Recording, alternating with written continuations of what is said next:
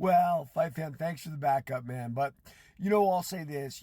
When guys talk about MMA or fighting or me or whatever, they're talking about their own perspective. For me, martial arts have been a lifelong pursuit, right? Since the first grade. So, as I've grown up as a human being, right, like I have different takes and different opinions.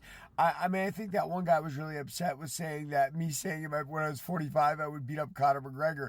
And it's a weight issue. It's not a talent issue. Conor's a great fighter in his own way, especially his MMA stand up. I love the way he blends the styles. And I would tell you that I blend the styles away as well. I blend boxing, I blend kickboxing, I blend karate.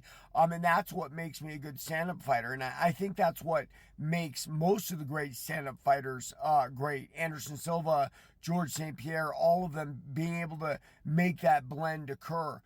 That also happened on the ground. The first people who realized that, wrestling and jiu-jitsu could be blended to a certain extent did better than the other guys. But, I don't take other people's comments personally, partly because I understand everybody is coming from a certain perspective. Fight gyms tend to center on one person, right? And you can beat up that one person right in front of everybody.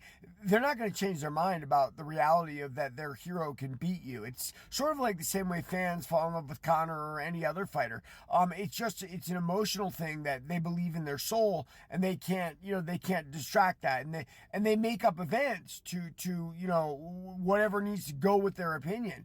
But that's okay, man. That's called human behavior. It's why they always say in court, you get 5 witnesses, you get 5 different stories, to an event. So yeah, man, I love martial arts. I love combat sports. I love talking about them. And, the personal attacks, that's how we are as human beings. Look, we had a presidential debate last night, and the personal attacks were flying. That's how it is these days. That's how we get along as human beings. I don't know if it's sad or what, but it's certainly the way things happen. Everybody read my book, Warrior of the